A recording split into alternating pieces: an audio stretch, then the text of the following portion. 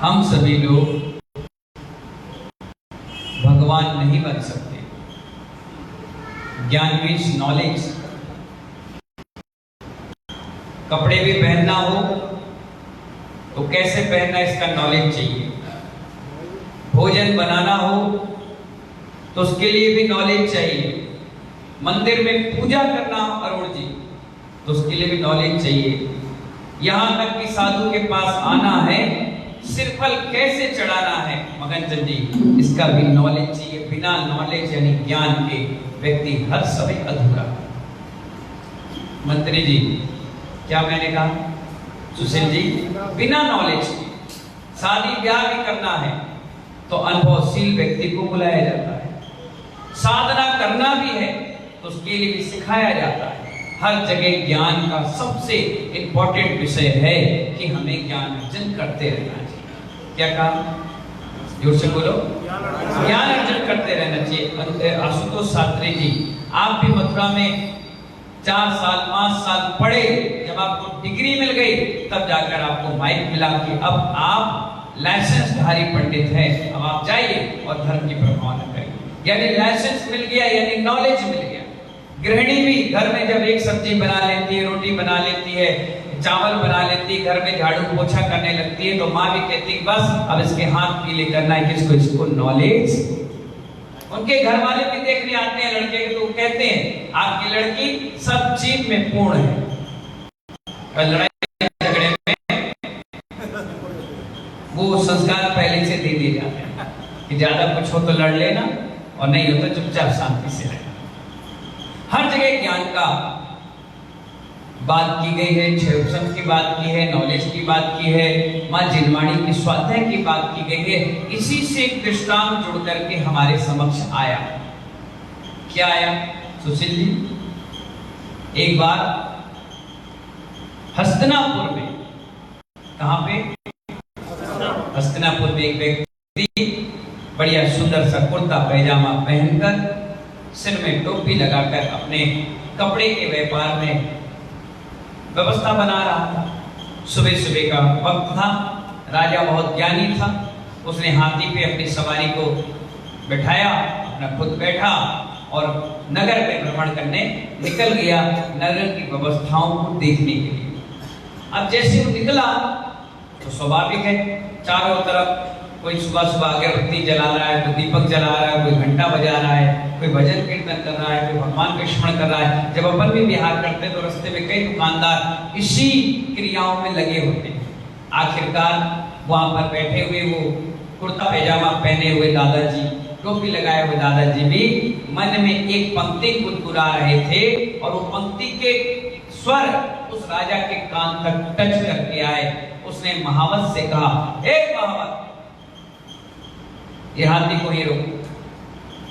ये कौन सुरीले कंठ से इतना पवित्र शब्द कह रहा है, पता लगाओ कौन है।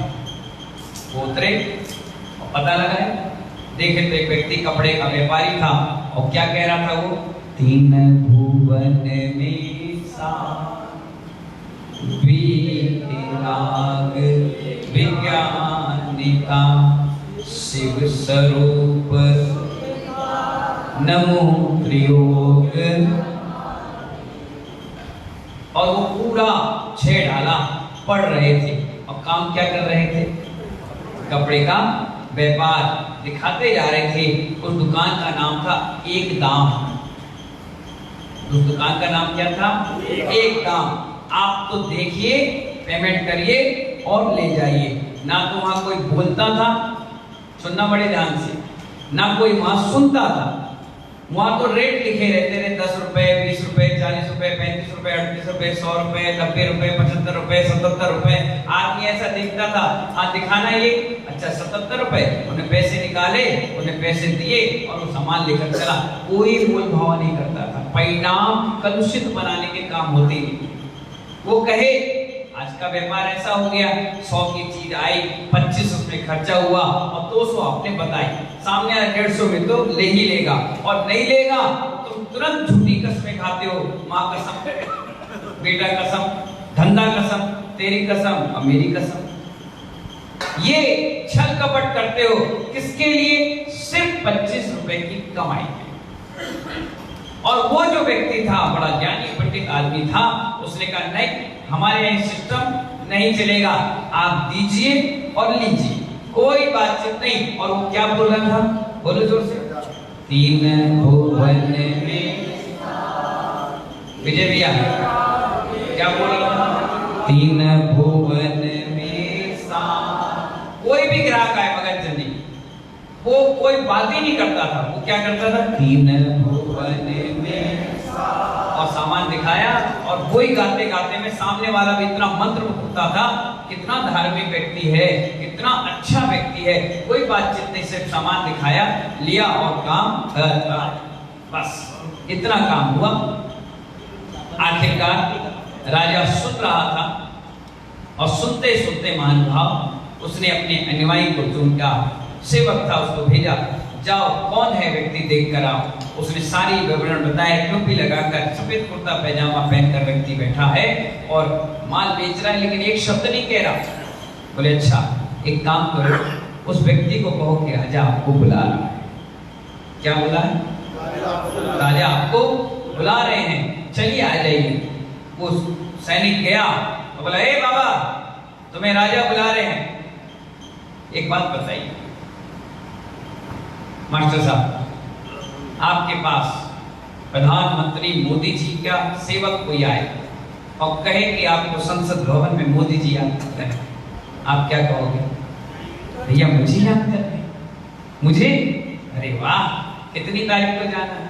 वो कहेगा 16 तारीख। अच्छा चलो यार एक सफारी सिलवा लें, बढ़िया से जूते ले लें, अच्छे से चश्मा लगा लें, दांत भी अच्छे से मंजन कर लें, बाल थोड़े से काले कर लें, दाढ़ी अच्छी बना ले। इतना तो हर व्यक्ति करेगा और अखबार में 2-4 बार व्हाट्सएप पे फेसबुक पर डालेगा कि मुझे मोदी जी ने भोजन में बुलाया। इतना करोगे? क्योंकि आपने अभी तक वीतरागता की ताकत देखी नहीं। क्या कहा मैंने? वीतराग और अहिंसा के परमाणु अभी आपने देखे नहीं। आपने छोटे से व्यक्ति के बुलावे पर ये सोचने लगे बहुत बड़ा इंसान होगा। नेवर, नथिंग, बहुत छोटी सोच है। अब आप देखिए पंडित जी के पास वो सिपाही पहुंचा, और किसका सिपाही था वो? डॉक्टर साहब किसका था? राजा का था। और ऐसा वैसा व्यक्ति नहीं, उस समय का वो राजा था हस्तिनापुर का। उस राजा का सिपाही पहुंच जाना बहुत बड़ी बात है। पहुंचा और कहने लगा, ए बाबा तुम्हें राजा साहब याद कर रहे हैं, चलो। और वो जो कुर्ता पैजामा पहना, टोपी लगाया व्यक्ति कहता है, उससे कह तो मेरे पास टाइम नहीं है। कह रहा है, राजा से कह दो मेरे पास टाइम नहीं है, चलो। 3 भुवन में बीते रात यही पढ़ रहे। उसने देखा पागल है, उसने सोचा कि शायद ये सुना नहीं है। उसने जोर से बोला, अरे राजा बुला रहा है, कह दो टाइम नहीं। और 3 भुवन में कोई मतलब नहीं। वो इतना सा मुंह लेकर के आया और सोचने लगा, अगर मैं राजा को कहूंगा कि ऐसे शब्द उसने कहे हैं तो हो सकता है राजा हमें मारने लग जाए, हमें दंड दे दे। नहीं, अपने एक बार फिर से ट्राई करते हैं। उसने अपने महामंत्री को लेकर के गया और कहा कि आप जाकर रिक्वेस्ट करिए। चलिए, वो गए और खड़े हो गए। 5 मिनट तो उसकी सारी क्रियाओं को देखते रहे। बड़ा धार्मिक व्यक्ति वो था और यही बोलता जा रहा था। उसके बाद उसने हाथ जोड़कर निवेदन किया, हे मानवर, आपको इस हस्तिनापुर के राजा याद कर रहे हैं, कृपया आप चलिए। वो खड़ा हुआ, वो व्यक्ति खड़ा हुआ, बोला मैंने आपसे कह दिया ना मेरे पास समय नहीं, जाइए। अब राजा को मना करना कितना बड़ा अपराध, राजा की आज्ञा का उल्लंघन करना कितना बड़ा अपराध। और वो व्यक्ति मुंह लटका कर राजा के पास गया और कहने लगा, राजा साहब उस व्यक्ति को आप क्यों बुला रहे हैं? राजा से कहा कि उस व्यक्ति को आप क्यों बुला रहे हैं? राजा कह रहा है, मंत्री जी। क्या कह रहे हैं? मंत्री जी, मैंने विज्ञान तो बहुत पढ़ा। आशुतोष शास्त्री जी, मैंने क्या पढ़ा? मैंने विज्ञान, भैया बैठ जाओ। मैंने विज्ञान तो बहुत पढ़ा, लेकिन वीतराग विज्ञान नहीं पढ़ा। राजा ज्ञानी था, रोज स्वाध्याय करने वाला व्यक्ति था, हाथी पर बैठा था, पैर पर पैर रखकर बैठा था, जैसे ही उस मंत्री ने कहा कि आप उस व्यक्ति को क्यों बुला रहे हैं, उस जैसे व्यक्ति में 1000 खड़े कर दूंगा।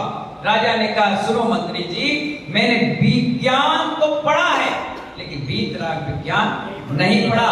पैर नीचे करा और बैठ गया हाथी पर और कहने लगा, उस व्यक्ति को बुलाओ, मेरे अंदर परिणाम उससे मिलने के बन रहे हैं, उससे सुनने के बन रहे हैं कि वीतराग विज्ञान क्या है। व्हाट इज योर वीतराग विज्ञान, क्या है? और महानुभाव मंत्री ने कहा, वो व्यक्ति कह रहा है, मेरे पास टाइम नहीं। राजा कितना सहज परिणाम था। अगर आपका नौकर आपके बुलावे पे ये कहे कि मेरे पास टाइम नहीं, तो तुम क्या कहोगे? नौकरी से, एक पैसा नहीं, हिसाब किताब होगा, वजह से मेरे को कह रहा है। लेकिन वीतराग विज्ञान सीखने की कला थी ना, जिसने विज्ञान पढ़ा वो वीतराग विज्ञान को भी जानेगा। अंदर से जिज्ञासा थी। पढ़ने वाला व्यक्ति ये नहीं देखता कि चेहरा किसका है, पढ़ने वाला व्यक्ति ये नहीं देखता ये गोरा है, काला है, कौन है, नीचा है, ऊंचा है, पैसा वाला है, गरीब है। वो तो ज्ञान अर्जन कर रहा है, दुनिया के किसी कोने में भी जाएगा, ज्ञान अर्जन ही करेगा। राजा को ज्ञान अर्जन के भाव थे। उसने तुरंत अपने मंत्री से कहा, जैसे मंत्री ने उससे कहा उसके पास टाइम नहीं है, ने पैर से पैर हटाया और बैठ गया और कहने लगा, उसके पास टाइम नहीं है लेकिन मेरे पास टाइम है, मैं उसके पास जाऊं। अब आप देखिए, सहज परिणाम लेकर के राजा हाथी को नीचे करवाया, खुद उतरा और उतर करके उस दुकानदार के पास पहुंचा जो क्या कह रहा था, 3 भुवन में सा वीतराग विज्ञानिता, शिव स्वरूप सुखकार नमो त्रियोग। 5 मिनट तो राजा उसकी पूरी सुनता रहा, खड़े होकर इतना आत्मिक होता रहा। मंत्री, सेवक, जितने भी लोग थे वो सब लोग राजा का चेहरा देख रहे हैं कि हमारा राजा हाथी पर चढ़ा हुआ यहाँ पर आकर के उसके दुकान पर, छोटी सी दुकान पर खड़ा होकर सिर्फ यही सुनने के लिए खड़ा। इससे अच्छे सुरीले कंठ के लता मंगेशकर, अलका याग्निक, महिमा चौधरी को हम खड़े कर दें, और ये राजा है ऐसे बूढ़े आदमी के पास खड़ा, पता नहीं क्या है इसको। और सब लोग सोच रहे हैं, राजा खड़ा रहा। अचानक से उस कुर्ता पैजामा और टोपी पहने वाले व्यक्ति की नजर गई। उसने कहा, क्या है? राजा कह रहा है, एक बार फिर सुनाई। वो कह रहा, सुनने आए हो? बहुत बढ़िया बात। 3 भुवन में सा वीतराग विज्ञान। राजा से बोला, वाह, बहुत आनंद आ गया। एक बात तो बताइए। वो बैठा राजा खड़ा, वो बैठा राजा खड़ा, और खड़े खड़े चर्चा चल रही है। वो व्यक्ति टस से मस नहीं हुआ, अपने स्थान पर बैठा रहा। उसने कहा, बाबूजी एक बात तो बताइए, मैंने विज्ञान बहुत पढ़ा आदर्श से। क्या पढ़ा? विज्ञान मैंने बहुत पढ़ा अरुण जी। क्या पढ़ा? पर वीतराग विज्ञान नहीं पढ़ा। ये मुझे पढ़ा दो बस, मैं यहाँ से चला। वो व्यक्ति अपने स्थान से खड़ा हुआ और कहने लगा, राजा साहब हाथी से उतर के मेरी दुकान पर खड़े हो गए, इससे बड़ा वीतराग विज्ञान का क्या सबूत? मोह महामद पियो अनादि। जो ये मोह मद है, मोह का मद है, मान का मद है, कसाय का मद है। हाथी रूपी कसाय के पहाड़ पर तुम चढ़े थे और मेरी दुकान पर ज्ञान अर्जन के लिए खड़े हो गए, वो भी वीतराग विज्ञान के लिए। इससे बड़ा सबूत और क्या चाहिए? वो कौन थे टोपी वाले मालूम है? पंडित दौलत राम जी। कौन थे वो? जिन्होंने पूरी 6 डाला लिख दी और हमें इतना अच्छा तत्व ज्ञान सिखा दिया कि इस नगर का राजा भी चरणों में आकर खड़ा हो गया और सीखने के लिए तत्पर हो गया। वीतराग विज्ञान परमाणु है क्या? इतना सुंदर चित्रण उनके कुछ 6 डाला में निकल कर आया। उन्होंने कहा, वीतराग में इतनी बड़ी ताकत है कि अच्छे से अच्छे सूरमा व्यक्ति भी उनके चरणों में आकर के झुक जाते हैं। इसलिए महानुभाव कहने का मतलब ये है, हमारी संस्कृति जो है वो मारने और काटने की नहीं। क्या कि नहीं? कई बार चौके में आपकी महिलाएं क्या बोलते हैं? सेव काटकर, सब्जी काटकर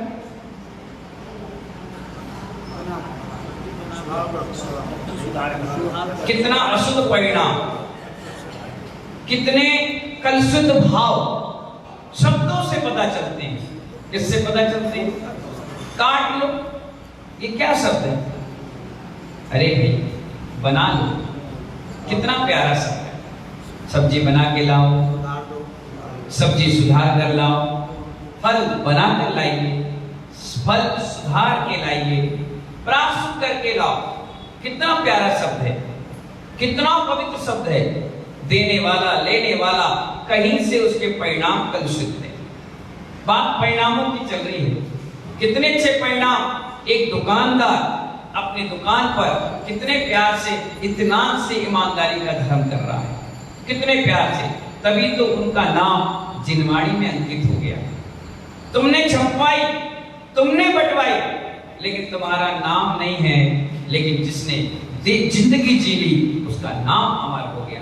ऐसे दौलत राम पंडित जी, कितना गजब का उनका ज्ञान रहा होगा, कितना परिणाम की क्षमता रहेगी। डर भी अंदर से रहा होगा कि बताओ राजा की अवहेलना कर रहा हूं, लेकिन सब में दृष्टि जीव होता है, वो निर्भीक होता है। अंदर से कहीं से डर और भय होता ही नहीं। उसने जानता है मरने से ज्यादा और बड़ा क्या अपराध करेगा, क्या कर लेगा। तो आचार्य भगवान कहते हैं ये हमारी संस्कृति काटने पीटने की और मारने की नहीं है। कई बार माताएं और पिताजी कहते हैं मैं तेरा गला दबा दूं, मैं तेरा खून पी जाऊं। बायदा में कोई गिलास में भर के लाए होते, दे लो पियो,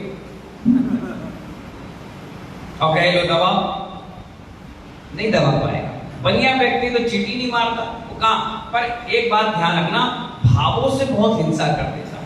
मैं तुझे बर्बाद कर दूंगा, मैं तुझे नहीं छोड़ूंगा। ये छोटे छोटे शब्द बड़े गहरे हो जाते हैं और आज नहीं कालांतर में आपके लिए अपराध बन जाते हैं। कभी कभी आप देखिए कहीं किसी की घटना हो जाती है, उसे तार जुड़े जाते हैं कि आज से 4 दिन 8 दिन 15 दिन पहले इसकी लड़ाई किससे हुई, जबकि तुम्हें कोई लेना देना नहीं, तुमने तो सिर्फ शब्द बोले। और आपको पुलिस उठाकर ले जाती है और आपसे पूछताछ करती है, यहाँ 10 दिन पहले तुमने लड़ा था, तुमने गला दबाने की बात की, तुमने मारने की बात की थी, तुमने खून पीने की बात की थी, तुम्हें ने मारा होगा। और जब तक उसका सुराग नहीं मिल जाता और आप जेल में बंद रहते, जब जुर्म कबूल हो जाता है तब जाकर आपको बाइज्जत छोड़ा जाता है। इसी प्रकार की कर्म सिद्धांत है। आपने कह दिया, किया या नहीं किया, दोस्तों आपको लग गया। क्या कहा? अब आप कह रहे हो हमने 40 साल पूजा की, हमने 25 साल पूजा की। पूजा की कैसे? कलुषित परिणाम। उसने मेरी धोती पहनी, कल से मैं इसको पहनने नहीं दूंगा। मतलब कौन सा बंध बांधा, कौन सा बंध बांधा? अंतराय का। देखता हूं चौका कैसे लगाता है। मैं पहले ही घेर के खड़ा हो जाऊं। चौका तो लगा रहे हो, पूजा भी कर रहे हो, लेकिन परिणाम विजय बाबू खराब कर रहे हो। एक बात बताइए, चप्पल पहनते हो? कितने लोग पहनते हैं? अगर उसमें एक कील लग जाए तो 1000 रुपए की चप्पल भी चुभने लगती है, काटने लगती है। अंदर से ऐसा लगता है कि चप्पल को बैठ करके इसमें से कील निकाल लें। जब तक वो कील नहीं निकलती आप आगे नहीं चल पाते हो। चल भी लेते हो तो कष्ट में रहता है। ऐसी ये पूजा है, जब तक ये कील के रूप में कसाय रहेगी आपकी पूजा भी आपको सूजा की तरह लगेगी। क्या लगेगी? परिणाम खराब बना रहे हो ना। नियम लेना चाहिए, धोती कोई पहन लिया तो कोई बात नहीं, करेगा तो अब से की, बाहर घर के सामने नाचेगा तो नहीं। अगर कोई चौका लगाएगा तो खाएगा शुद्ध ही, किसी भिखारी को तो खिलाएगा नहीं। अगर इस भाव से कि तू भी लगा ले, तू भी कर ले, आजा तू भी जुड़ जा, तू भी जुड़ जा, अगर ऐसे परिणामों से तुम काम किए तो जिस दिन तुम्हारा मरण होगा मुनि आएंगे नहीं आएंगे नमोकार मत सुनाने। जिसको तुमने जोड़ा वो सब तुम्हें नमोकार मत सुनाएंगे। इतना प्यारा व्यक्ति है, इतना अच्छा व्यक्ति है, इतने अच्छे परिणाम हैं, इसके काठी पे मैं जाऊंगा, इसके समाधि संलेखना मैं कराऊंगा। अरे घर के लोग भूल जाते हैं लाना, और पड़ोसी तुम्हें ला करके मंदिर में भगवान के दर्शन करा देता, सेवा करता है, नमोकार मत सुनाता है और अच्छी समाधि संलेखना। ये धर्म से जोड़ने के परिणाम है। और कल के दिन तुमने तोड़ने के परिणाम बनाए। इसको चौका नहीं लगाने, पल्ली वाले ये जायसवाल है, ये पद्मावती पोरवाल है, घेर के खड़े हो जाओ, जाने नहीं दो। तो क्या होगा मालूम है? जब कभी रास्ते में तुम गिर पड़ो तो देखेंगे पल्लीवाल है, पहले शक्ल में आने नहीं दी, मत और धक्का दे मत, ये कहेगा अच्छा ये जायसवाल है, अच्छा तो फोन नंबर भी होगा, कोई पूछे तुम जानते हो? नहीं नहीं पता ही नहीं कौन है, अब मर जाओ। अगर जोड़ते आदर्श जी तो वो उसी समय तुम्हें उठाकर ले जाता और हॉस्पिटल में एडमिट कराता, तुम्हारे घर परिवार को फोन करता। ये होता है सहज भाव जीवन जीना, हमारे अंदर है ही नहीं ना। इसलिए हमें भी नमोकार मंत्र सुनाने वाले और हम भी लोगों को नमोकार मंत्र सुनाने वाले बन गए। तुम्हें क्यों नहीं सुनाते? क्योंकि तुम्हारा हर पुण्य काम छेद में रहता है। इतना पुण्य करते हो, हमसे ज्यादा कमाते हो, दुनिया से ज्यादा कमाते हो, लेकिन जब लेकर के पहुंचते हो तो खाली हो जाता है, टप टप टप पूरा टपक जाता है। क्यों नहीं करते? आपको हमेशा ये रखना चाहिए हमारा सधर्मी है। अगर कोई थाली से द्रव उठा भी ले तो परिणाम खराब क्यों बनाते हो? वो द्रव घर थोड़ी ना ले जाएगा, कहां ले जाएगा? थाली में तो चढ़ाएगा। तुम ये सोचो जो काम मैं करता वो काम ये कर रहा है, तो इसके चढ़ाने में भी 17% मुझे तो मिलता। मैं 100% पुण्य कमाता, अब घर जाकर मुझे 117% पुण्य मिलेगा। कितना मिलेगा? 117%। जब भी कभी मैं किसी मंदिर की नींव रखता हूं, कभी जिंदगी में ये नहीं सोचता कि इसका सूरमंत मैं दूंगा, मैं नहीं सोचता। मेरे अंदर ये खूबी है ही नहीं, मैं कभी छोटी सोच रखता ही नहीं। मेरा तो ये ध्येय है कि मंदिर बनना चाहिए, मंदिर में पुजारी बढ़ना चाहिए, मंदिर में विधान अनुष्ठान होना चाहिए, साधु से लोग जुड़ना चाहिए। आज मैं शिलान्यास करूंगा, कल कोई और आकर के इसमें सूरमंत देगा, पुण्य तो मुझे मिलेगा, क्योंकि शुरुआत किसने की? शुरुआत किसने की? महानुभाव मोदी बाद में बना प्रधानमंत्री, लेकिन जन्म देने वाली माँ कौन थी? पहले उसको बोला गया। भगवान बाद में बने, आरती उनकी लिखी गई तो सबसे पहले भगवान महावीर की माँ का नाम आता है, त्रिशला के लाला, राजा सिद्धार्थ के लाला। क्यों? माँ और पिता का तो रोल ही नहीं था कुछ, वो तो खुद के परिणाम और खुद के पुण्य से बने, लेकिन उनका भी सम्मान उतना ही है जितना नींव के पत्थर का है। इसलिए महानुभाव हमेशा ध्यान रखना चाहिए, छोटी छोटी बातों में नहीं उलझना चाहिए। पंडित दौलत राम जी की तरह परिणाम शुद्ध शांत मन शांत होकर के इस पूजा भक्ति के सुंदर पुण्य आभाओं को लेकर के जाना चाहिए। जितना हो सके छोटे से जीवन में पुण्य ही पुण्य कमाना चाहिए। ये पुण्य ही तुम्हारे जीवन को सुधारेगा, ये पुण्य ही तुम्हारे मन को सुधारेगा, ये पुण्य ही तुम्हें दीक्षा दिलाएगा। अरे ऐसे ऐसे दीक्षार्थी हमने देखे जिन्होंने गोद भराई कर ली। पंडित जी क्या कर ली? गोद भराई हो गई, माला मुकुट पहन लिया गया, घर से विदाई भी हो गई, पोस्टर बड़े बड़े छप गए, और मालूम है ट्रेन में चढ़े और पैर ट्रेन के नीचे आ गया, दोबारा जिंदगी में दीक्षा नहीं हो पाई। क्या रहा? नवंबर 90 में आपका क्लीन बोल्ड। अब चिल्लाओ कुछ नहीं होने वाला, अब गिड़गिड़ाओ कुछ नहीं होने वाला, अब रोते रहो कोई पूछने वाला नहीं। जब तक तेरे पुण्य का पीता नहीं करार, तब तक तुझको माफ है और गुण करो भजन। इसलिए ये इतना बड़ा धर्म आयतन बनाया गया है जिसमें आकर सिर्फ धार्मिक क्रियाएं करें। अधार्मिकता तो है ही नहीं, ना मीटिंग, ना लड़ाई, ना झगड़ा, ना कलुषित परिणाम, ना एक दूसरे को नीचा दिखाना, बिल्कुल नहीं।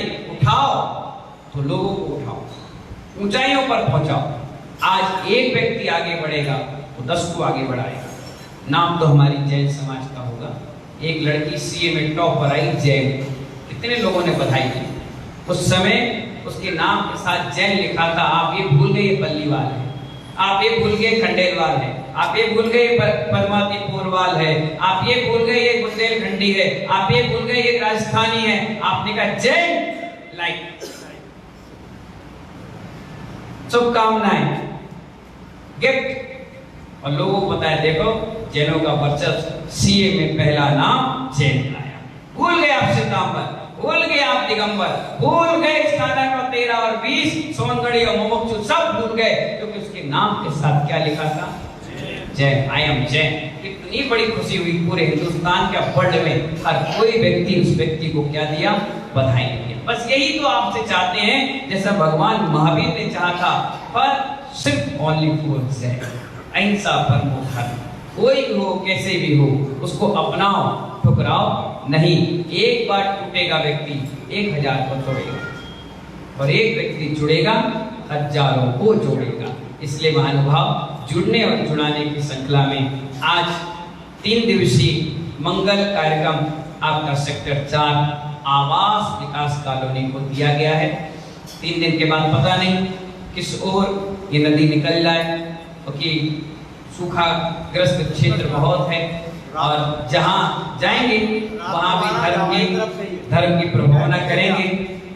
मुझे बहुत बड़ा सौभाग्य मिला है कि जब हम सभी लोग आगरा आए थे, आगरा में जब गजरत करवाया था, उसके बाद दोबारा कभी गजरत नहीं हो पाया।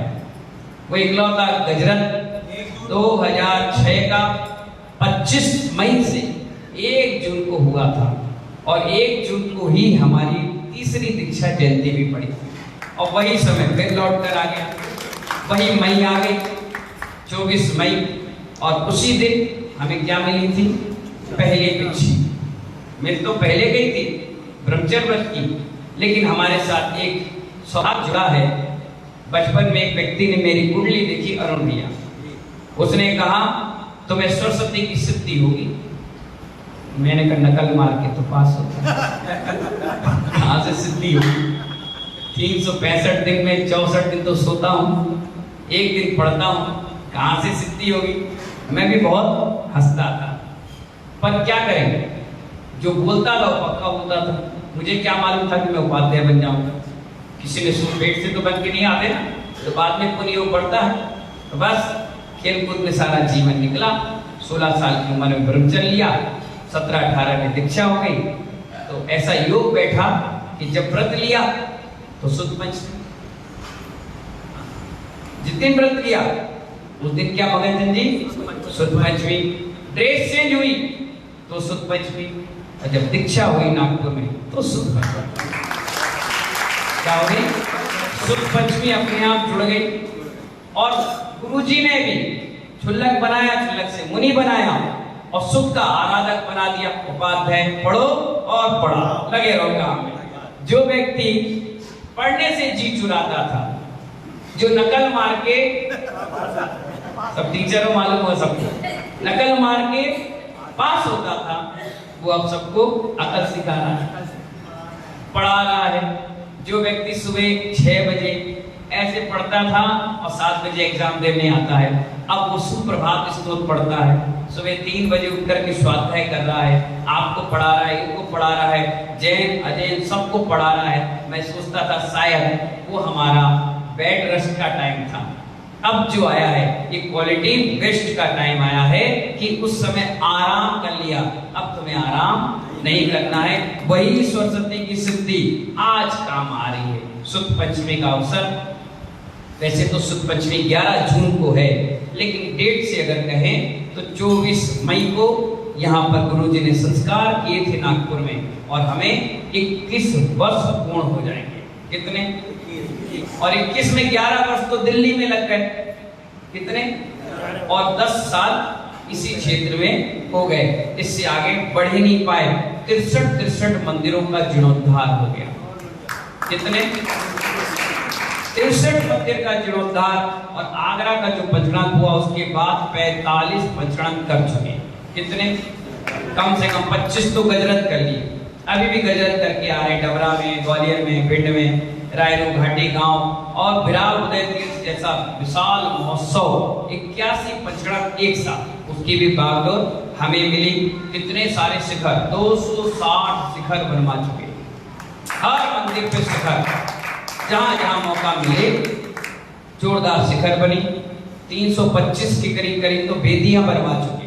कितनी बड़ी थी, हाँ, हजारों से ज्यादा तो कलश चढ़वा चुके, सैकड़ों से ज्यादा चमर महामंडल, कितने काम, कितने सारे संत भवन, स्कूल, हॉस्पिटल और कॉलेज, भोजनशाला तक बनवा दी सबके लिए। मैंने कहा जाओ, मर जाएंगे तो यही सब चीजें काम आएंगी। इसके बाद कौन किसको पूछ रहा, आज फोटो लगाओगे कल उखाड़ कर फेंक देंगे। ये ऐसी चीजें हैं इसको हजारों साल के लिए कोई हटाने वाला नहीं है।